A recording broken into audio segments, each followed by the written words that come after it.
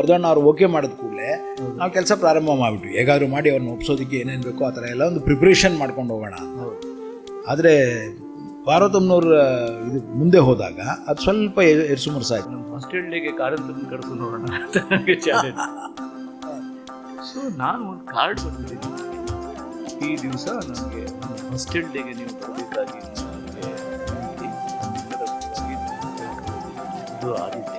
ಸಾಂಸ್ಕೃತಿಕ ಲೋಕದ ಈ ದಿಗ್ಗಜರುಗಳಿರ್ತಾರೆ, ಅವರ ನಡೆ ನುಡಿಗಳಲ್ಲಿ ಒಂದು ರೀತಿಯ ನುಡಿದಂತೆ ನಡೆಯುವ. ಪ್ರಪಂಚದಲ್ಲಿ ಮ್ಯಾಜಿಕ್ ಶೋ ಎಲ್ಲಿ ಶುರುವಾಯಿತು ಆ್ಯಕ್ಚುಲಿ? ಯಾವುದು ಮ್ಯಾಜಿಕ್ಕು, ಆಮೇಲೆ ಚೈನೀಸ್ ಮ್ಯಾಜಿಕ್ಕು, ಕಲ್ಕತ್ತಾದಲ್ಲೇ ಮ್ಯಾಜಿಕ್ ಯಾಕೆ? ಇಂದ್ರಜಾಲ್ ಪ್ರೊಫೆಸರ್ ಸರ್ಕಾರ್ ಹೇಗೆ ಮ್ಯಾಜಿಕ್, ಈ ಟಾಕ್ಡ್ ಅಬೌಟ್ ಮ್ಯಾಜಿಕ್.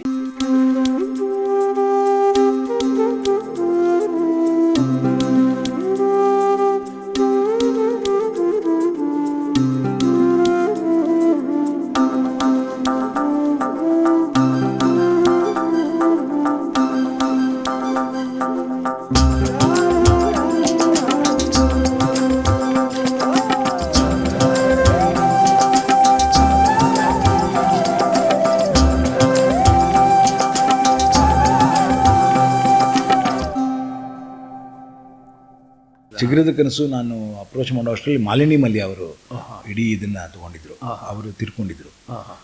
ಬಟ್ ಅದನ್ನ ಮೊದಲೇ ಹೇಳಕ್ ಆಗಲಿಲ್ಲ, ಯಾಕಂದ್ರೆ ನನಗೆ ರಾಜ್ಕುಮಾರ್ ಕಂಪ್ನಿಗೆ ಅದನ್ನ ಹೇಳಕ್ ಬಂದಿದ್ದೆ 2001ರಲ್ಲಿ. ಆಮೇಲೆ ಮಾಲಿನಿ ಮಲ್ಯ ಅವ್ರ ಬಗ್ಗೆನೂ ತುಂಬ ಇವಿತ್ತು, ಕೆಲವೊಂದು ದಂತಕಥೆಗಳು ಭಾಳ ಇತ್ತು. ಶಿ ಇಸ್ ವೆರಿ ಸ್ಟ್ರಿಕ್ಟು ಹಾಗೆ ಹೀಗೆ ಇಲ್ಲ, she was very strict also. ನಮ್ಮ ಇದಕ್ಕೆ ಪರ್ಮಿಷನ್ ಕೊಡಬೇಕಾದ್ರೆ ಅವ್ರು ಬಹಳ ಕ್ಲಿಯರ್ ಆಗಿ ಆಗ್ತಾನೆ ಶಿವರಾಮ್ ಕಾರಂತರ ಟ್ರಸ್ಟನ್ನು ದೊಡ್ಡದಾಗಿ ಕಟ್ಟೋದು ಇತ್ಯಾದಿ ಏನೇನೋ ನಡೀತಿತ್ತು. She was in need of money also. So ಅವ್ರಿಗೆ ಭಾಳ ಒಳ್ಳೆ ದುಡ್ಡು ಕೊಡಿಸಿದ್ರೆ ಕೊಡ್ತೇನಪ್ಪ ಅಂದರು. ನನಗೆ ಅಯ್ಯೋ ರಾಜ್ಕುಮಾರ್ ಕಂಪ್ನಿಯಲ್ಲಿ ಕೊಡದೆ ಏನೋ ಅಂತ ನಾನು ಹೇಳಿದ ತಪ್ಪಿಗೆ ಬಂದು ಇಲ್ಲಿ ಸಿಗಾಕೊಂಡೆ. ಪಾರ್ವತಮ್ಮನವ್ರು ಬೇರೆಯವರಿಗೆಲ್ಲ ಅಷ್ಟೇ ಕೊಡ್ತೀವಿ, ನೀನೇನು ಅವ್ರಿಗೆ ಎಷ್ಟೊಂದು ಹೇಳ್ತಾ ಇದೀಯಾ ಅಂತ. ನಾನು ಕೈ ಮುಗಿದು, ಇಲ್ಲ ದಯವಿಟ್ಟು ಶಿವರಾಮ್ ಕಾರಂತರು ಅದು ಇದು ಏನು ಹೇಳಿದ್ರು ಅವರು ಇಲ್ಲ, ಅವ್ರಿಗೆ ಅಷ್ಟೇ ಕೊಡ್ತೀವಲ್ಲ, ಇವ್ರಿಗೆ ಇಷ್ಟೇ ಕೊಟ್ಟಿದ್ದೀವಲ್ಲ, ನಾವು ಉದಯ್ ಶಂಕರ್ಗೆ ಎಷ್ಟು ಕೊಡೋದಲ್ವಲ್ಲ ಅಂತ ಈ ಥರ ಎಲ್ಲ ಹೇಳಿ ನನಗೆ ಹೇಳ್ತಿದ್ರು. ಆವಾಗ ಹೇಳಿದೆ, ಅಮ್ಮ ಇಲ್ಲ, ಇದು ಶಿವರಾಮ್ ಕಾರಂತರ ಕಾದಂಬರಿ, ಕೊಟ್ಟರು ಅದಕ್ಕೊಂದು ಬೆಲೆ ಇದೆ. ಆಮೇಲೆ ಅವರು ಟ್ರಸ್ಟು ಈಗ ಅವ್ರು ತೀರ್ಕೊಂಡಿದ್ದಾರೆ, ಆ ಟ್ರಸ್ಟಲ್ಲಿ ಏನೇನೋ ಮಾಡಬೇಕು ಅಂತಿದ್ದಾರೆ, ಒಂದು ಕಾಂಟ್ರಿಬ್ಯೂಷನ್ ಆಗುತ್ತೆ ಅಂತೆಲ್ಲ ಹೇಳಿದ್ಮೇಲೆ ಆಯ್ತಪ್ಪ ನೀನು ಇಷ್ಟೊಂದು ಕನಸು ಕಾಣ್ತಾ ಇದೆಯಾ ತಗೋ ಅಂತ ಕೊಟ್ಟಿದ್ರು ಅದನ್ನು. ಅವನ್ she was Malini was very very happy. First time ನಮಗೆ ಇಷ್ಟು ದುಡ್ಡು ಬಂತು, ಎಲ್ಲ ಖುಷಿ ಆಯಿತು ಅವರಿಗೆ. ಬಟ್ ಆ ಖುಷಿ ಇಟ್ಕೊಂಡು ಮುಂದೆನೂ ಹಾಗೆ ಮುಂದುವರೆದ್ಬಿಟ್ಟಿದ್ದು ಚೆನ್ನಾಗಿತ್ತು. ಸಿನಿಮಾ ಆದಮೇಲೆ ಅದನ್ನು ಚಿತ್ರಕಥೆ ಮಾಡೋಕ್ಕೆ ಹೋದೆ. ಅಂದರೆ ಇದು ಚಿತ್ರಕಥೆ, ಇದು ಮಾಡಿದ್ದು ಚಿತ್ರಕಥೆಯಲ್ಲಿ ಶಿವರಾಮ್ ಕಾರಂತರ ಹೆಸರಿಲ್ಲ ಅಂದರು. ಚಿತ್ರಕಥೆ ಮಾಡಿದ್ದು ಜಯಂತ್ ಕಾಯ್ಕಿಣಿ ಮತ್ತು ನಾಗಾಭರಣ, ಅದರಿಂದ ಅವ್ರ ಹೆಸರು ಹೇಗೆ ಬರುತ್ತೆ? ಮೂಲ ಶಿವರಾಮ್ ಕಾರಂತ್ ಅಂತ ಹಾಕಿದ್ದೀವಲ್ಲ ಅಂದೆ. ಇಲ್ಲ ಅವ್ರ ಹೆಸರೇ ಹಾಕಬೇಕಾಗಿತ್ತು, ನಿಮ್ಮ ಹೆಸರಲ್ಲ ಅಂದರು. ಕೊನೆಗೆ ಕೋರ್ಟ್ಗೆ ಹೋದರು. ಆಮೇಲೆ ಕೋರ್ಟಿಂದನೂ ಕೋರ್ಟ್ಗೆ ಹೋಗಿ ನಾನು ಹೇಳಿದೆ, ನನ್ನ ಮೇಲೆ ಕೋರ್ಟ್ಗೆ ಹೋಗೋ ಬದಲು ಸ್ವದೇಶ್ ಮೇಲೆ ಕೋರ್ಟ್ಗೆ ಹೋಗಿ ಅಂತಲೂ ಹೇಳಿದೆ ಅವರಿಗೆ. ಕೋರ್ಟ್ ಮೇಲೆ ಹೋಗಿದ್ದು ಗೊತ್ತಿಲ್ಲ ನನಗೆ. ಅಯ್ಯೋ, ಕುಂದಾಪುರ ಕೋರ್ಟಲ್ಲಿ ನಡೀತು ಒಂದು ದಿವಸ. ಅಲ್ಲಿ ನಾವೇ ಇಲ್ಲಿಂದ ಹೋದ್ವಿ, totalkannada.comನ ಪಾಪ ನಮ್ಮ ಹುಡುಗ ಹೋಗಿ ಲಕ್ಷ್ಮೀಕಾಂತ್ ಪಾಪ ಅವರು ಓಡಾಡಿ ಎಲ್ಲ ಸಾಲ್ವ್ ಮಾಡಿದ್ರು ಆಮೇಲೆ. ಬಟ್ ಏನೇ ಇರಲಿ, ಅದೆಲ್ಲ ಪಕ್ಕಕ್ಕಿಟ್ರೆ ಶಿವರಾಮ್ ಕಾರಂತರ ಜೊತೆಯ ಸಾಂಸ್ಕೃತಿಕ ಅನುಭವ, ಸಾಹಿತ್ಯಿಕ ಅನುಭವ, ವಾವ್ ಫ್ಯಾಂಟಾಸ್ಟಿಕ್. ಅದರಿಂದಾಗಿ ಈ ಸಿನಿಮಾ ಮಾಡಬೇಕು ಅಂತ ಯಾವಾಗ ಪ್ರಾರಂಭ ಮಾಡಿದ್ನೋ, ಅದು ತಲೆಯಲ್ಲಿ ಯಾವಾಗ ಬಂತೋ ಆವತ್ತು ಯಾರು ನಿರ್ಮಾಪಕರು ಸಿಕ್ಕರೆ ಸಾಕು ಅಂತ ಕಾಯ್ತಾ ಇದ್ದೆ. ನಾನು ಆಗಲೇ ಜನ್ಮದ ಜೋಡಿ, ಆಕಸ್ಮಿಕ ಎಲ್ಲ ಮಾಡಿದ್ದರಿಂದ ಈ ಕಂಪನಿ ಜೊತೆ ಒಂದು ಭಾಳ ಬ್ಯೂಟಿಫುಲ್ ಸಂಬಂಧ ಆಯಿತು. ಮುಂದೇನು ಮಾಡ್ಬೋದು ಶಿವಣ್ಣಂಗೆ ಅಂತ ಏನೋ ಹೇಳಿದಾಗ, ನನ್ನ ಹತ್ರ ಒಂದು ನಾವಲ್ ಇದೆ ಕೊಡ್ತೀನಿ. ಏನು? ಚಿಗುರದ ಕನಸು. ನಾನು ಓದಿದ್ದೀನಿ ಅಂದರು ವರ್ಧಣ್ಣ. ಅಲ್ಲ, ಈಗ ಈ ಸಿನಿಮಾಗೋಸ್ಕರ ಓದ್ಕೊಳ್ಳೋಣ ಕೊಟ್ಟೆ ಅವರಿಗೆ ನಾವಲ್ ತಗೊಂಡು. ಇವಾಗ ವೆರಿ ವೆರಿ ಹ್ಯಾಪಿ. ಓದ್ಬಿಟ್ಟು ನಂಗೆ ಹೇಳಿದ್ರು ವರ್ಧಣ್ಣ, ಭಾಳ ಚೆನ್ನಾಗಿದೆ. ಒಂದು ಕಾಲದಲ್ಲಿ ನಾನು ಅಣ್ಣವ್ರಿಗೆ ಇದನ್ನು ಮಾಡ್ಬೋದು ಅಂತ ಅಂದ್ಕೊಂಡಿದ್ದೆ. ಅಣ್ಣವ್ರಿಗೆ ಇದನ್ನು ಮಾಡಬೇಕು ಅಂತ ಅಂದ್ಕೊಂಡಿದ್ರು ಅಂದರೆ ನನಗೆ ಇಟ್ ಮೀನ್ಸ್ ಇವ್ರ ಕೈಲಿ ಮಾಡೋಕ್ಕೆ ಸಾಧ್ಯ ಈಗ. ಯಾಕಂದರೆ ಇಫ್ ಐ ರಿಮೆಂಬರ್, ನಾವು ಅದ್ರ ಡಿಸ್ಕಷನ್ ಶುರು ಮಾಡಿದಾಗ, ಅಂದರೆ ವರ್ಧಣ್ಣನವರ ಇನ್ವಾಲ್ವ್ಮೆಂಟ್ ಎಷ್ಟಿತ್ತು ಅಂತಂದರೆ, ಅವರು ಈ ಸಿನಿಮಾಕ್ಕಾಗಿ ಈಗ ಓದಿದ್ದಾರೆ ಅಂತ ಅನಿಸ್ಲೇ ಇಲ್ಲ. ಹೌದು, ಅವ್ರು ಮೊದಲೇ ಓದಿದ್ರು. ನಾನು ಕತೆ ಹೇಳೋಕ್ಕೆ ಮುಂಚೆನೂ ಓದಿದ್ರು ಅವರು. ಹೌದೌದೌದು. ಅಂದರೆ ಅದು ಹಿ ವಾಸ್ ಪ್ರತಿ ಪಾತ್ರನೂ ಎಳ್ಚಿತ್ತಾಯ ಇರ್ಬೋದು, ಯಾರು ಭಂಗಾನೋ ಭಂಗ ಇದ್ದಾರಲ್ಲ, ಮುತ್ತಯ್ಯ. ಮಾಸ್ಟರ್ ಬಂಗ ಭಂಗ ಮಾಸ್ಟರ್ ಇರ್ಬೋದು, ಅವರೆಲ್ಲ ಸಣ್ಣ ಮಾಸ್ಟರ್ ಕೂಡ, ಸಣ್ಣ ಪಾತ್ರಗಳು ಕೂಡ ಅವ್ರ ಬಾಯಲ್ಲಿ ಪಟ ಪಟ ಪಟ ಪಟ ಬರ್ತಿದ್ವು. ಸೊ ಅದು ಯಾವಾಗ ಆಗತ್ತೆ ಅಂದರೆ ನೀವು ಡೀಪಾಗಿ ಓದಿದಾಗ ಆಗುತ್ತೆ, ಮೊದಲೇ ಓದಿದ್ರೆ ಆಗುತ್ತೆ, ಆಮೇಲೆ ಮೆಮೊರಿಲಿ ಉಳಿದಿರುತ್ತೆ ಅದು. ಇಲ್ಲದ್ರೆ ಅಂತ ಇಂಪ್ಯಾಕ್ಟ್ ಮಾಡಿರಲ್ಲ, ಬೇರೆ ಸರ್ಫೇಸ್ ಲೆವೆಲಲ್ಲಿ ಹೊಟ್ಟೋಗಿರುತ್ತೆ ಕೆಲವು. ಆದರೆ ಇವ್ರದ್ದು ಹಂಗೆ ಇಲ್ಲವೇ ಇಲ್ಲ. ನನಗೆ ನಿಜವಾಗಿಯೂ ನನಗೆ ಈಗಲೂ ಅದನ್ನು ಅಫ್ಕೋರ್ಸ್ ಕಥಾ ಮತ್ತು ಚಿತ್ರಕಥಾ ಭಾಗಕ್ಕೆ ಬಂದಾಗ ಬರ್ತೇನೆ, ಅದಕ್ಕೆ ಸಾಕಷ್ಟು ಆ ರೀತಿ ಏನೇನು ಚೇಂಜಸ್ ಮಾಡಿದ್ವಿ ಅಂತ ಮಾತಾಡೋದಿದೆ ನಾವು. ಸೊ ನನ್ನ ಪ್ರಕಾರ ನಿಮ್ಮ ಶಿವರಾಮ್ ಕಾರಂತರ ನಿಮ್ಮ ಜೊತೆಗಿನ ಅನುಭವ ಏನು ಅಂತ ಒಂಚೂರು ಹಂಚ್ಕೊಂಡ್ರೆ ನಾನು ನಂತರ ಸಿನಿಮಾಗಿಂದನೇ ಶುರು ಮಾಡ್ತೇನೆ. ಇಲ್ಲ, ನಂದು ಶಿವರಾಮ್ ಕಾರಂತರ ವೈಯಕ್ತಿಕ ಅನುಭವ ಯಾವ ಥರದ್ದು ಅಂದರೆ ಅದು ಬೇರೆ ಬೇರೆ ಥರದ್ದಿದೆ. ಒಂದು ಅಂದರೆ ನನ್ನ ತಂದೆಯವರು ಕೂಡ ಲೇಖಕರಾದ್ದರಿಂದ, ಸೊ ನಮ್ಮ ಮನೆಗೆ ಅವರು ಬಂದಿದ್ದಾರೆ ತುಂಬ ಸಲ. ನಾನು ಚಿಕ್ಕವನು. ಆಮೇಲೆ ಅವರು ನಮ್ಮ ಸ್ಕೂಲ್ ಗ್ಯಾದರಿಂಗಿಗೆ, ಆ್ಯನ್ಯುವಲ್ ಡೇಗೆ ಬಂದಿದ್ದರು ಗೋಕರ್ಣದಲ್ಲಿ. ನಮ್ಮ ಜಿಲ್ಲೆಯಲ್ಲಿ ಎಲ್ಲೇ ಬಂದರೂ ಕೂಡ ಗೋಕರ್ಣಕ್ಕೆ ಬಂದು ನಮ್ಮ ತಂದೆಯವ್ರನ್ನ ಭೇಟಿಯಾಗಿ ಹೋಗ್ತಿದ್ರು. ಇಬ್ಬರೂ ವೈಚಾರಿಕರು, ಪ್ರಚಂಡ ವೈಚಾರಿಕರು. ಆಮೇಲೆ ನಮ್ಮ ತಂದೆಯವರಿಗೆ 60ನೇ ವರ್ಷದ ಒಂದು ಸನ್ಮಾನ ಸಮಾರಂಭ ಆಗಿತ್ತು, ನಮ್ಮ ಊರಿನವರೆಲ್ಲ ಸೇರಿ ಮಾಡಿದಾಗ ಅವರು ಅತಿಥಿಗಳಾಗಿ ಬಂದಿದ್ದರು. ಅವರ ಊರಿನಲ್ಲಿ ಅಲ್ಲಿ ಕೋಟದಲ್ಲಿ ಸನ್ಮಾನ ಮಾಡಿದಾಗ, ಕುಂದಾಪುರದಲ್ಲಿ ಅಲ್ಲಿ ಎನ್ ಹೆಬ್ಬಾರ್ ಅಂತಿದ್ದಾರೆ, ಅವರು ಮಾಡಿ ವೈದೇಹಿಯವರ ಸೋದರ ಅವರೆಲ್ಲ ಸೇರಿ ಮಾಡಿದಾಗ ನಮ್ಮ ತಂದೆಯವ್ರನ್ನ ಕರೆದಿದ್ದರು, ಇವರು ಹೋಗಿದ್ದರು. ನಾನು ಇರಲಿಲ್ಲ, ನಾನಾಗ ಬೊಂಬೆಯಲ್ಲಿದ್ದೆ ಅವಾಗ. ಸೊ ಆ ಥರ. ಆಮೇಲೆ ಅವರು ಒಂದು ರೀತಿ ನನಗೆ ನೆನಪಿದೆ, ಅವ್ರು ಕೆಲವೊಂದು ಎನ್ಕೌಂಟರ್ಸು ನಾನು ಯಾವತ್ತೂ ಮರೆಯಲ್ಲ. ನಮ್ಮ ತಂದೆಯವರು ಆಸ್ಪತ್ರೆಯಲ್ಲಿ ದಾಖಲಾಗಿದ್ದರು ಮಣಿಪಾಲದಲ್ಲಿ. ಯಾವುದೋ ಒಂದು ಸಣ್ಣ ಇದಕ್ಕೆ ಅವರಿಗೆ ಒಂದು ಡಯಾಬಿಟಿಕ್ ಉಂಡಾಗಿತ್ತು, ಅದು ಹೀಲ್ ಆಗ್ತಿರ್ಲಿಲ್ಲ. ಸೊ ಅಲ್ಲಿ ಡಾಕ್ಟರ್ ಅದು ಹೇಳಿದ್ರು, ಅದು ಬೇಗ ಹೀಲ್ ಆಗೋದಿಲ್ಲ, ಒಂದು 2-3 ತಿಂಗಳು ಇರಬೇಕಾಗತ್ತೆ ಅಂತ, ಮಣಿಪಾಲ್ ಆಸ್ಪತ್ರೆ, TMP ಆಸ್ಪತ್ರೆ. ಸೊ ನಾನು ಆವಾಗ ಅಲ್ಲಿದ್ದೆ, ಬಾಂಬೆಯಲ್ಲಿ ರಜೆ ಹಾಕಿ ಅಲ್ಲಿದ್ದೆ. ಐ ಥಿಂಕ್ 1997, 95, 97ರಲ್ಲಿ. ಸೊ ಒಂದು ದಿವಸ ಸಂಜೆ ಸಡನ್ನಾಗಿ ಒಂದು ರೀತಿ ಗುಜು ಆಸ್ಪತ್ರೆಯಲ್ಲಿ ನೋಡಿದ್ರೆ ಕಾರಂತರ ಬಂದ್ಬಿಟ್ಟಿದ್ದಾರೆ. ಎಂಟ್ರಿ ಅವರು ಬಂದರೆ ಒಂಥರ ಬೆಳಕು ಬಂದಂಗೆ, ಒಂದು ರೀತಿ ಒಂದು ಉಜ್ವಲವಾದ ಒಂದು ಪ್ರೆಸೆನ್ಸ್ ಇದೆಯಲ್ಲ, ಎಲ್ಲ ಪ್ರಭೆ.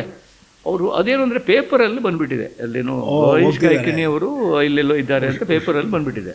ಅದನ್ನು ಓದಿ ಬಂದುಬಿಟ್ಟಿದ್ದಾರೆ. ಬಂದು ಅಲ್ಲಿ ನಮ್ಮ ವಾರ್ಡಿಗೆ ಬಂದು ಕೂತು, ಆಮೇಲೆ ಅದೇನೋ ಅವ್ರು ಯೂಸಲಿ ಅದನ್ನು ಮಾಡ್ತಾರೆ ಅವರು. ಇಲ್ಲ ಸಾಹಿತಿಗಳಿಗೆ ಓದಲೆಲ್ಲ ಶಾಲು ಹಾಕ್ತಾರಲ್ಲ, ಅವ್ರು ಏನು ಮಾಡ್ತಾರೆ, ಎಲ್ಲ ಶಾಲುಗಳನ್ನು ಡಿಕ್ಕಿಲಿ ಇಟ್ಕೊಂಡಿರ್ತಾರೆ. ಹೋಗಿ ಯಾರಾದರೂ ಆಪ್ತರು ಹಿರಿಯರಿದ್ರೆ ಒಂದು ಶಾಲು ಹಾಕಿಬಿಡ್ತಾರೆ ಅವರಿಗೆ. ಅಂದರೆ ಎಲ್ಲರಿಗೂ ಖುಷಿಯಲ್ಲ. ಸೊ ಮೊದಲು ಒಂದು ಶಾಲು ಹಾಕಿದರು, ಆಮೇಲೆ ಕೂತ್ಕೊಂಡ್ರು. ಅವ್ರ ಮಜಾ ಅಂದರೆ ಸಾಮಾನ್ಯವಾಗಿ ಬಂದವರೆಲ್ಲ ಹೇಗಿದ್ದೀರಿ, ಹುಷಾರಾಗುತ್ತೆ, ಅದು ಇದ್ದು ನನಗೂ ಆಗಿತ್ತು, ನಾವು ಹೀಗೆ ಆರೋಗ್ಯದ ಬಗ್ಗೆ ಮಾತಾಡ್ತಾರೆ, ಅನಾರೋಗ್ಯದ ಬಗ್ಗೆ ಮಾತಾಡ್ತಾರೆ. ಇವರು ಅದ್ರ ಬಗ್ಗೆ ಮಾತೇ ಆಡಲಿಲ್ಲ. ಇವರು ಏನು ಮಾತಾಡಿದ್ರು ಅಂದರೆ, ಅವರು ಯಾವುದೋ ಒಂದಲ್ಲಿ ಗಿಲಿಗಿಲಿ ಮ್ಯಾಜಿಕ್ ಶೋ ನೋಡ್ಲಿಕ್ಕೆ ಬಂದಿದ್ದರು ಆ ದಿವಸ. ಅದ್ರ ಬಗ್ಗೆ ಹೀ ಟಾಕ್ಡ್ ಅಬೌಟ್ ಮ್ಯಾಜಿಕ್ ಶೋ. ಒಂದು 10-15 ನಿಮಿಷ ಕೂತು, ನಾನು ಮ್ಯಾಜಿಕ್ ಶೋ ನೋಡ್ಲಿಕ್ಕೆ ಬಂದಿದ್ದೇನೆ, ಪ್ರಪಂಚದಲ್ಲಿ ಮ್ಯಾಜಿಕ್ ಶೋ ಎಲ್ಲಿ ಶುರುವಾಯಿತು, ಆ್ಯಕ್ಚುಲಿ ಯಾವುದು ಮ್ಯಾಜಿಕ್ಕು, ಆಮೇಲೆ ಚೈನೀಸ್ ಮ್ಯಾಜಿಕ್ಕು, ಕಲ್ಕತ್ತಾದಲ್ಲೇ ಮ್ಯಾಜಿಕ್ ಯಾಕೆ, ಇಂದ್ರಜಾಲ್ ಪ್ರೊಫೆಸರ್ ಸರ್ಕಾರ್ ಹೇಗೆ magic, Hi talked about magic. ಅಂದರೆ ನನಗೆ ಯಾವತ್ತೂ ಮರೆಯಲ್ಲ, ನಾನು ಮ್ಯಾಜಿಕ್ ಶೋ ಬಗ್ಗೆ ಮಾತಾಡಿ ಹಂಗೆ ಹೇಗೆ ಅಂತ ಹೇಳಿ. ಆಗ ನಮ್ಮ ತಂದೆಯವರು ಬೇಗ ಒಂದು ಮ್ಯಾಜಿಕ್ ಮಾಡಿ ಕಾರಂತಾರೆ, ಇಲ್ಲಿಂದ ನಾನು ಬೇಗ ಗೋಕರ್ಣಕ್ಕೆ ಅಂತ ಹೇಳಿ ಆ ಭೇಟಿ ಮುಗೀತು ಅಲ್ಲಿ. ಸೊ ನನಗೆ ಇನ್ನೂ ನೆನಪಿದೆ ಅದು. ಅಂದರೆ ಈ ರೀತಿಯ ವ್ಯಕ್ತಿ ಅದು, ಅಂದರೆ ಬೇರೆಯೇ ಒಂದು ವ್ಯಕ್ತಿ ಅದು ಯಾರ ಕೈಗೂ ಸಿಗದ ಒಂದು ಮಹಾ ವ್ಯಕ್ತಿ. ಹೌದು. ಸೊ ಈಗ ನನಗೆ ಕಾರಂತರು ಅಂದ್ಕೂಡಲೇ ಆ ರೀತಿಯ ಒಂದು ಚರಿಷ್ಮಾ ಇದೆ ಆ ವ್ಯಕ್ತಿಗೆ. ಮುಖತಃ ನೇರ ಅಂದರೆ ನಾನು ಒಬ್ಬ ಜಯಂತನಾಗಿ ಅವರ ಭೇಟಿ ಯಾವುದು ಅಂದರೆ, ಆಗ ನಾನು ಧಾರವಾಡದಲ್ಲಿ ಓದ್ತಾ ಇದ್ದೆ, MSc ಓದ್ತಾ ಇದ್ದೆ ನಾನು. 1975 almost MSc second year. Imagine, ದೊಡ್ಡ ಲೇಖಕ, ಜ್ಞಾನಪೀಠ ಆಗಲೇ ಬಂದಿದೆ ಅಂತ ಕಾಣುತ್ತೆ ಅವರಿಗೆ. 70 ಬರೋ ಮೊದಲಿನ ಇಯರ್ ಕಾಣುತ್ತೆ. ನಮ್ಮ ಎಷ್ಟು ಮೂರ್ಖರು ನಾವೆಲ್ಲ ಹುಡುಗರು. ಅಂದರೆ 1974-75 ನಮ್ಮ ಹಾಸ್ಟೆಲ್ ಡೇ. ಯಾರೋ ನಮ್ಮ ಹುಡುಗರೆಲ್ಲ, ನೀನು ಸಾಹಿತಿ, ನೀನು ನಮ್ಮ ಹಾಸ್ಟೆಲ್ ಡೇಗೆ ಕಾರಂತರನ್ನ ಕರೆಸು ನೋಡೋಣ ಅಂತ ನನಗೆ ಚಾಲೆಂಜ್. ಸೊ ನಾನು ಒಂದು ಕಾರ್ಡ್ ಬರೆದಿದ್ದೀನಿ ಅವರಿಗೆ, ಈ ದಿವಸ ನನಗೆ ನಮ್ಮ ಹಾಸ್ಟೆಲ್ ಡೇಗೆ ನೀವು ಬರಬೇಕಾಗಿ ನಮ್ಮೆಲ್ಲರಿಗೆ ವಿನಂತಿ, ನಮ್ಮೆಲ್ಲರ ಪರವಾಗಿ ನಾನು ಕೇಳಿಕೊಳ್ಳುತ್ತಿದ್ದೇನೆ, ಬರುವ ಆದಿತ್ಯ ಅಂತ. ವಿದಿನ್ ವೀಕ್ ಒಂದು ಕಾರ್ಡು. ನಾನು ಈ ದಿನಾಂಕ ನಾನು ಇಲ್ಲಿ ಬೆಳಗಾವಿಗೆ ಒಂದು ಕಾರ್ಯಕ್ರಮಕ್ಕೆ ಹೋಗುತ್ತಿದ್ದೇನೆ. ಈ ದಿವಸ ನಿಮಗೆ ಅನುಕೂಲವಿದ್ದರೆ ಇಟ್ಟುಕೊಳ್ಳಿ. ನಾನು ಬಂದು ನಿಮ್ಮ ಕಾರ್ಯಕ್ರಮವನ್ನು ಅಟೆಂಡ್ ಮಾಡಿ ಆ ದಿನ ಸಂಜೆ ಗೀತಾ ಕುಲಕರ್ಣಿ ಅವರ ಮನೆಯಲ್ಲಿ ಉಳಿದು ಮರುದಿನ ಬೆಳಗಾವಿಗೆ ಹೋಗುತ್ತೆ. ಕ್ಲಿಯರ್. ನಂಬಲಿಕ್ಕೆ ಆಗಲಿಲ್ಲ, ನಮಗೆ ಲಾಟ್ರಿ ಸಿಕ್ಕಂಗೆ ಆಗ್ಬಿಡುತ್ತೆ. ಆ ದಿನ ಯಥಾ ಪ್ರಕಾರ ಬಂದು ಒಂದು ಒಂದು ನಮ್ಮ ಫಂಕ್ಷನಿಗೆ ಬಂದು ಒಂದು ಒಳ್ಳೆ ಭಾಷಣ ಮಾಡಿ ಸಂಜೆ ಗೀತಾ ಕುಲಕರ್ಣಿ ಅವ್ರ ಮನೆಯಲ್ಲಿ ಉಳಿದು ಅಲ್ಲಿ ಸಾರಸ್ವತಪುರದಲ್ಲಿ ನೆಕ್ಸ್ಟ್ ಡೇ ಹೋದರು. ಅಂದರೆ ಯಾಕೆ ಬೇಕಿತ್ತು ಅವರಿಗೆ ಒಂದು ಸಣ್ಣ ಒಂದು ಮಕ್ಕಳ ಹಾಸ್ಟೆಲ್ ಡೇಗೆ ಬರೋದು ಅಲ್ವಾ? ಅದು ಏನು ಅವರಿಗಿರುವ ಸಮಯವನ್ನ ಹೌದೌದು ಅವರದೇ ಆದಂತ ರೀತಿಯಲ್ಲಿ ಬಳಸ್ಕೊಳ್ಳುವಂತ ಒಬ್ಬ ವ್ಯಕ್ತಿ ಒಂದು ನಿಮಿಷವೂ ಆ್ಯಂಡ್ ನಾನು ಅವರಿಗೆ ಅವರು ಹೋಗಿ ಬರೋ ಖರ್ಚು ಮಾತಾಡ್ಲಿಕ್ಕೂ ಬಿಡ್ಲಿಲ್ಲ. ಏನು ನಾನು ನಿನ್ನ ಬಗ್ಗೆ ಬಂದಿದ್ದೇನೋ ಇಲ್ಲ, ನಾನು ಹೋಗ್ತಾ ಇದ್ದೆ, ದಾರಿಯಲ್ಲಿ ಬಂದು ಒಂದು ಭಾಷಣ ಕೊಟ್ಟು ಹೋಗಿದ್ದೇನೆ. ಇದು ದೊಡ್ಡ ಮನುಷ್ಯರು ಮಾಡುವ ಅಂದ್ರೆ ದೊಡ್ಡ ಮನಸ್ಸಿನವರು ಮಾಡುವ ಕೆಲಸಗಳಿವೆಲ್ಲ. ನಾವು ಇವುಗಳನ್ನೆಲ್ಲ ನೆನೆಸ್ಕೊಂಡಾಗ ಅನ್ಸೋದೇನು ಗೊತ್ತಾ, ನಮ್ಮ ಸಾಂಸ್ಕೃತಿಕ ಲೋಕದ ಈ ದಿಗ್ಗಜರುಗಳೇನಿದ್ದಾರೆ ಅವರ ನಡೆ ನುಡಿಗಳಲ್ಲಿ ಒಂದು ರೀತಿಯ ನುಡಿದಂತೆ ನಡೆಯುವ, ಅದನ್ನ ಏನ್ ನಡೆದಾರೆ ಅದನ್ನೇ ನುಡಿಯುವಂತಹ ಆ ಪ್ರವೃತ್ತಿ ಏನಿತ್ತು ನಮಗೆ ಆ ಜನರೇಷನ್ ಆದ್ಮೇಲೆ ನಮ್ಮ ಜನರೇಷನ್ ಅಲ್ಲಂತೂ ಇಲ್ಲವೇ ಇಲ್ಲ. ಎಷ್ಟೋ ಕಡೆ ಈಗೆಲ್ಲ ನೀವು ಸುತ್ತಮುತ್ತ ನೋಡ್ತಾ ಇದ್ದೀರಿ, ನಮ್ಮ ಸಾಹಿತಿಗಳೇ ಆ ರೀತಿಯಲ್ಲಿ ಇಲ್ಲ. ಅವ್ರು ಹೇಳೋದೊಂದು, ಅವ್ರಿಗೆ ಮಾಡೋದೊಂದು, ಇನ್ನೊಂದು, ಈ ರೀತಿ ಅದೊಂದು ಮಾಫಿಯಾ ಶಬ್ದ ಇದೆಯಲ್ಲ, ಇದು ಬಹಳ ಅದು ಕಲ್ಚರಲ್ ಮಾಫಿಯಾ. ಕರೆಕ್ಟ್, ಹೌದು, ಒಂದು ಕಲ್ಚರಲ್ ಮಾಫಿಯಾ, ಎಲ್ಲ ಕ್ಷೇತ್ರಗಳಲ್ಲೂ ಮಾಫಿಯಾ. ಆದರೆ ನಮ್ಮ ಅನುಭವದಲ್ಲಿ ನಮ್ಮ ಅದೃಷ್ಟಕ್ಕೆ ನಾವು ಈ ಎಲ್ಲ ವೈಚಾರಿಕತೆಗಳನ್ನ ಒಟ್ಟಿಗೆ ಇಟ್ಟುಕೊಟ್ರು ಕೂಡ ನಮ್ಮ ಅನುಭವಕ್ಕೆ ಸಿಕ್ಕಿದ್ದು ಸಾಂಸ್ಕೃತಿಕವಾದದ್ದೇ. ನಾಟಕ ಇರಲಿ, ಸಂಗೀತ ಇರಲಿ, ಸಿನಿಮಾ ಇರಲಿ, ಇವೆಲ್ಲವೂ ನಮ್ಮನ್ನ ಮತ್ತೆ ಜೀವನ್ಮುಖಿಯಾಗಿ ಮಾಡಬೇಕು, ಮತ್ತೆ ಸಮಾಜಮುಖಿಯಾಗಿ ಮಾಡ್ತಾ. ಆಮೇಲೆ ನಾನು ಅಂದ್ರೆ ಈ 50-60 ನಡುವೆ ಅಥವಾ 70 ನಡುವೆ ಹುಟ್ಟಿದ ನಮ್ಮ ಒಂದು ತುಂಬಾ ಈ ಕೆಲವು ವಿಷಯಗಳಲ್ಲಿ ಅದೃಷ್ಟಿ ಬಂದಿರಂತೆ. ಯಾರೆಂದು ಅದ್ಭುತವಾದದ್ದನ್ನು ಎಲ್ಲಾ ಫೀಲ್ಡ್ ಅಲ್ಲಿ ನೋಡಿದ್ದೀನಿ. ಹೌದು, ಅಂದ್ರೆ ರಂಗಭೂಮಿ, ಸಿನಿಮಾ, ಸಾಹಿತ್ಯ ಎಲ್ಲದರಲ್ಲೂ ಒಳ್ಳೆಯ ಒಂದು ಫಲವತ್ತಾದಂಥ ಜೀವನ್ಮುಖಿಯಾದಂಥ ನೋಡಿ. ಎಲ್ಲ ವಿಜಯ್ ತೆಂಡೂಲ್ಕರ್, ಬಿ ಕಾರಂತ್, ಅಮಲ್ ಪಾಲೇಕರ್, ಬಾದಲ್ ಸರ್ಕಾರ್, ನೀವು ನೋಡಿ ಎಲ್ಲ ಒಂದು ಇದು ಒಂದು ಪೀಕ್ ಅಂಡ್ ಸ್ಟ್ಯಾಂಡರ್ಡ್ ಅವರೆಲ್ಲರ ಹೆಸರು. ಈಗ ನೋಡಿ ಎಲ್ಲರದು ಆತ್ಮಕಥೆಗಳು ಬರ್ತಾ ಇವೆ. ಅದು ಸತ್ಯದೇವ್ ದುಬೆ ಇರ್ಬಹುದು, ಅಲ್ಲಿ ಇವ್ರು ಇರ್ಬಹುದು, ಇಲ್ಲಿ ಮಲಯಾಳಂ ಯಾರೋ ಎಲ್ಲರದು ನೋಡಿ ನೆನಪು ಮಾಡಿದ್ರೆ ಅಯ್ಯಪ್ಪ ನಾವು ಎಂಥ ಒಳ್ಳೆ ಕಾಲದಲ್ಲಿ ಹುಟ್ಟುಬಿಟ್ಟಲ್ಲ, ಮತ್ತೇನು ಬೇಕು ನಮ್ಗೆ ಅಂತ ಅನ್ಸ್ಬಿಡುತ್ತೆ. ಸಾರ್ವಜನಿಕವಾಗಿ ಸುತ್ತಲೂ ಅದೇ ರೀತಿಯ ಒಂದು ಇದು ನಡೀತಾ ಇದ್ರೆ, ಸಂಚಲನ ನಡೀತಾ ಇದ್ರೆ ನಮಗೂ ಅದೇ ಒಳಗಡೆ ಬೆಳೀತಾ ಇದೆ. ಹೌದು, ಮತ್ತು ನಮ್ಮ ಹಿಂದೆ ಆಲದ ಮರ ಹಾಗೆ ಕುವೆಂಪು, ಶಿವರಾಮ್ ಕಾರಂತ, ಬೇಂದ್ರೆ, ಪೂತಿನ, ಮಾಸ್ತಿ ಅಂದ್ರೆ ಇದನ್ನು ಹೇಳೋಕ್ಕೂ ಆಗಲ್ಲ. ಅದು ಏನಪ್ಪಾ ಅಂತ ಹೇಳಿ ಹೊಸಬರಿಗೆ ಅದು ಹೇಳೋಕೆ ಹೋದ್ರೆ ಹೇಳೋಕ್ಕಾಗದೆ ಸುಮ್ಮನೆ ಬಿಡ್ತೀವಿ. ನಿಜ. ಆದ್ರೆ ಇಡೀ ಉದ್ದೇಶ ಅದೇನೆ ಅಂತ. ಚಿಗುರುದು ಕನಸಿನ ಈ ಪಾಡ್ಕಾಸ್ಟ್ ನ ಮೂಲ ಆಶಯ ಹೇಗಾದ್ರೂ ಮಾಡಿ ಇದನ್ನೆಲ್ಲ ದಾಖಲಿಸಿ ಅವರಿಗೆ ತಲುಪಿಸೋಣ ಅಂತ. ನಮ್ಮಲ್ಲಿ ಸಾಕಷ್ಟು ಜನಕ್ಕೆ ಕಾಂಟ್ರವರ್ಸಿಗಳನ್ನ ಮತ್ತು ಒಂದು ರೀತಿಯ ಸೆನ್ಸೇಷನ್ಗಳನ್ನ ಈ ತರದಲ್ಲಿ ಬಳಸ್ತಾ ಹೋಗ್ತಾರೆ. ಆದರೆ ನನ್ನ ಉದ್ದೇಶ ನಿರಂತರವಾಗಿ ನಮ್ಮ ಸಿನಿಮಾಗಳ ಮುಖಾಂತರ ನಾವು ಏನನ್ನ, ಯಾವ ಸಮಾಜವನ್ನ ಕಟ್ಟೋದಕ್ಕೆ ಪ್ರಯತ್ನ ಪಟ್ವಿ, ಯಾವ ರೀತಿಯ ಆಶಯಗಳನ್ನು ಕಟ್ಟೋದಕ್ಕೆ ಪಟ್ವಿ, ಯಾವ ರೀತಿಯ ಕನಸುಗಳನ್ನ ಬಿತ್ತೋದಕ್ಕೆ ಬಂದ್ವಿ, ಇದು ಮುಖ್ಯ ಆಗ್ಬೇಕು ಅಂತ. ಸೊ ಆ ರೀತಿ ಆ ಕನಸುಗಳನ್ನ ಇಟ್ಕೊಂಡು ಬಂದವರೇ ನೀವು. ಇಲ್ಲದಿದ್ರೆ ಬಾಂಬೆಯಿಂದ ಬೆಂಗಳೂರಿಗೆ ಬಂದು ನನ್ನ ಭಾಷೆ, ನನ್ನ ಕರ್ನಾಟಕ, ನನ್ನ ಇದ್ರಲ್ಲಿ ಏನೋ ನಾನು ಮಾಡಬೇಕು ಅಂತ ತಾನೇ ಬಂದದ್ದು. ಆಮೇಲೆ ಎಷ್ಟು ಚೆನ್ನಾಗಿ ತೆರ್ಕೋತು ನಿಮ್ಮ ಇದು ಅಂತಂದ್ರೆ, ನೀವು ಬಂದದಲ್ಲಿ ಫಸ್ಟ್ ಆಕಾಶ ಬುಟ್ಟಿ ನಾಟಕ ಅದಾಗ್ತಿದ್ದಂಗೆ ನಾನು ಈ ಸಿನಿಮಾದ ಕೆಲಸ ಪ್ರಾರಂಭ ಮಾಡಿದೆ. ಪ್ರಾರಂಭ ಮಾಡಿದ ಕೂಡಲೇ ನನ್ನ ಮುಂದೆ ಕಣ್ಮುಂದೆ ಬಂದವರು ನೀವೇ. ಸೊ ತಕ್ಷಣ ನಿಮ್ಮ ಹತ್ರ ಬಂದೆ, ನಾವು ಕೆಲಸ ಪ್ರಾರಂಭ ಮಾಡಿದ್ವಿ. 2001ರಲ್ಲಿ ಅಣ್ಣಾವರು ಮತ್ತು ವರ್ಧಣ್ಣ ಅವರು ಓಕೆ ಮಾಡಿದ ಕೂಡಲೇ ನಾವು ಕೆಲಸ ಪ್ರಾರಂಭ ಮಾಡಿಬಿಟ್ವಿ. ಹೇಗಾದ್ರು ಮಾಡಿ ಅವ್ರನ್ನ ಒಪ್ಸೋದಕ್ಕೆ ಏನೇನು ಬೇಕೋ ಆ ಥರ ಎಲ್ಲ ಒಂದು ಪ್ರಿಪ್ರೇಷನ್ ಮಾಡ್ಕೊಂಡು ಹೋಗೋಣ ಅಂತ. ಆದರೆ ಪಾರ್ವತಮ್ಮನವ್ರ ಇದಕ್ಕೆ ಮುಂದೆ ಹೋದಾಗ ಅದು ಸ್ವಲ್ಪ ಎರ್ಸುಮುರ್ಸಾಯಿತು. ಯಾಕೆ ಅಂತಂದರೆ ಇದು ಭಾಳ ದೊಡ್ಡ ಬಡ್ಜೆಟ್ನ ಫಿಲ್ಮ್ ಅನ್ನಿಸ್ಬಿಡ್ತು. ಕಾರಣ ಬನಾರಸ್ ಇದೆ, ಡೆಲ್ಲಿ ಇದೆ, ಅದಾದಮೇಲೂ ಕೂಡ ಅದು ಎಲ್ಲೆಲ್ಲೋ ಒಳಗಡೆ ಹುಡ್ಕೊಂಡು ಹೋಗಿ ಆ ಬಂಗಾಡಿ ಅಂತೆ ಅದಂತೆ ಇದಂತೆ ಅಂತ ಅಲ್ಲೆಲ್ಲ ಹೋಗ್ತೀರಾ ನೀವು. So it is a very big canvas ಅಂತ ಅನ್ನಿಸ್ಬಿಡ್ತು ಅವ್ರಿಗೆ. ಹೆವಿ ಆಗುತ್ತೆ ಅಂತ. ಅವ್ರು ತಪ್ಪಲ್ಲ, ಆ್ಯಸ್ ಎ ಪ್ರೊಡ್ಯೂಸರ್ ಅವ್ರ ಬಗ್ಗೆ ಅವರು ಅದನ್ನು ಯೋಚನೆ ಮಾಡೋದ್ರಲ್ಲಿ ತಪ್ಪಿಲ್ಲ. ಯಾಕೆ ನನಗೂ ಕೂಡ ಒಂದು ದೊಡ್ಡ ಬಡ್ಜೆಟ್ನ ಸಿನಿಮಾ ನಾನು ಅದುವರೆಗೂ ಮಾಡಿರಲಿಲ್ಲ. ಜನ್ಮ ಜೋಡಿ ಆಗಲಿ 70 ಲಕ್ಷ ಈ ಥರದ್ದೆಲ್ಲ ಇದ್ದಿದ್ದರಿಂದ ಅವರಿಗೆ ಅದನ್ನು ದಾಟಬೇಕು ಅಂತ ಅನಿಸ್ತಿರಲಿಲ್ಲ. 1 ಕೋಟಿ ದಾಟಿದ್ರೆ ಹೆಂಗೆ ಅನ್ನೋದು ತಲೆಯಲ್ಲಿ ಬಂದ್ಬಿಟ್ಟಿತ್ತು ಅವ್ರಿಗೆ ಅಲ್ವಾ. ಸೊ ಅಂಥ ಸಿನಿಮಾ ಒಂದನ್ನು ನಾವು 1975ರಲ್ಲೇ ನನ್ನ ಕನಸಲ್ಲಿ ಬಿದ್ದಿದ್ರು ಕೂಡ ಅದು 2001ರಲ್ಲಿ ಅವರನ್ನು ಒಪ್ಪಿಸಿದ್ದು 2 ವರ್ಷ ಸುಮ್ಮನಾಗೋಯ್ತು ಒಂದು ಅರ್ಥದಲ್ಲಿ. ನೀವು ಕೇಳಿದ್ರಿ ಕೂಡ, ನಾನು ನಿಮಗೆ ಆ್ಯಕ್ಚುಲಿ ನಿಮಗೊಂದು ಒಳ್ಳೆ ಕೆಲಸ ಕೊಡಿಸ್ತಾ ಇದ್ದೀನಿ, ನಮ್ಮ ಜೊತೆಲಿ ನೀವು ಕೆಲಸ ಮಾಡ್ತಾ ಇದ್ದೀರಾ, ನಿಮಗೊಂದು ನೆಲೆ ಇಲ್ಲಿ ಸಿಗುತ್ತೆ ಅನ್ನೋದೊಂದು ಖುಷಿ ಇತ್ತಾಗ. ಹೌದು, ಏನೋ ಇಲ್ಲದ್ರು ಇದು ನಡೆಯುತ್ತೆ ಜಯಂತ್, ಡೋಂಟ್ ವರಿ ಅಂತ ಅನ್ನೋದೆಲ್ಲ ಇತ್ತು. ಆದರೆ 2 ವರ್ಷ ಬ್ಲ್ಯಾಂಕ್ ಆಗೋಯ್ತು ನಂಗೆ. ಆಗ ನಿಮಗೂ ಬ್ಲ್ಯಾಂಕ್ ಆಗೋಯ್ತು. ನಾನು ಬೇರೆ ಏನೋ ಸಿನಿಮಾ ಮಾಡಿದೆ, ಬಟ್ ಬೇರೆ ಯಾವುದೋ ಸಿನಿಮಾ ಅದು. ಮತ್ತು ಸೀರಿಯಲ್ ಮಾಡ್ತಾ ಇದ್ದೆ, ದೂರತೀರಯಾನ ಈ ಥರದ್ದೆಲ್ಲ ಸೀರಿಯಲ್ಗಳು ನಡೀತಾ ಇತ್ತು.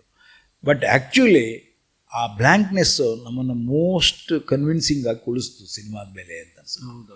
ಯಾಕೆಂದ್ರೆ ಅದ್ರ ಬಗ್ಗೆ ಯೋಚನೆ ಮಾಡ್ತಾ ಮಾಡ್ತಾ ನಾವು ಆ ಪುಸ್ತಕ ಮತ್ತು ಸಿನಿಮಾ ಇವೆಲ್ಲದಕ್ಕೂ ಒಂದು ಬ್ರಿಡ್ಜನ್ನ ಕಟ್ತಾ ಹೋದ್ವಿ. ಅದು ಅವರಿಗೆ ಡಿಸ್ಕಷನ್ಗೆ ನಾವು ಹೋಗೋಕೆ ಮುಂಚೆ ನಮ್ಮಲ್ಲಿ ರೆಡಿ ಇತ್ತು. ಸೊ 2003ರಲ್ಲಿ ನಾವು 2002 ನವಂಬರ್ ಡಿಸೆಂಬರಲ್ಲಿ ಡಿಸ್ಕಷನ್ ಶುರುವಾಯಿತು. 2003 ಜನವರಿ ಅಷ್ಟರಲ್ಲಿ ನಾವು ಆಲ್ರೆಡಿ ಅವ್ರ ಮನೇಲಿ ಕೂತ್ಕೊಂಡು ಕೆಲಸ ಮಾಡ್ತಿದ್ವಿ. ಸೊ ಫಸ್ಟ್ ಟೈಮ್ ನಾನು ನಿಮ್ಮನ್ನು ಅವ್ರ ಮನೆಗೆ ಕರ್ಕೊಂಡೋದೆ. What is your experience? ಅಯ್ಯೋ, ಅದ್ರ ಬಗ್ಗೆ ನನಗೆ ಒಂಥರ ರೋಮಾಂಚನ, ಈಗಲೂ ರೋಮಾಂಚನ. ಅವ್ರ ಮಜಾ ಏನು ಗೊತ್ತಾ, ನಾನು ಅವ್ರು ಪ್ರಿಪೇರ್ ಮಾಡಿದ್ದೆ. ಅಣ್ಣಂಗೆ ಗೊತ್ತಿತ್ತು, ವರದಣ್ಣಂಗೆ ಗೊತ್ತಿತ್ತು, ಗೌರೀಶ್ ಕಾಕಿಣಿ ಅವ್ರ ಬಗ್ಗೆ ಎಲ್ಲ ಗೊತ್ತಿತ್ತು, ಇವೆಲ್ಲ ಇತ್ತು. ಜಯಂತ್ ಕಾಯ್ಗೆ ಅಯ್ಯೋ ಏನಪ್ಪ ಅವ್ರಿಗೆ ಗೊತ್ತಿಲ್ಲ ಅಂದರೆ ಹೆಂಗೆ ಅಂತಲೂ ಹೇಳಿದರು. ಅವ್ರು ಬರೀತಾರ, ಹೊರದೋಗಿದ್ರೆ ಭಾಳ ಸಂತೋಷಪ್ಪ ಅಂತಲೂ ಹೇಳಿದರು. ಅವ್ರು ನೋಡ್ಬೇಕ್ರಿ ಅನ್ನೋದು ಇತ್ತು. ಸೊ ಇವೆಲ್ಲವೂ ಅವರಲ್ಲಿ ಪ್ರಿಪೇರ್ ಆಗಿತ್ತು. ಅಣ್ಣ ಅವರಲ್ಲಿ ಒಂದು ರೀತಿ ಕುತೂಹಲ ಇತ್ತು ಅವ್ರಿಗೆ. ಅದು ಹುಡುಗನ ವಯಸ್ಸಾಗಿದೆಯಾ ಇಲ್ಲ, ನನಗೇನು ಅಂದರೆ ಅಣ್ಣ ಅವರು ಅಂದರೆ ನಮಗೆಲ್ಲರಿಗೂ ಮನೆ ದೇವರು ತಾನೆ ಅವರು.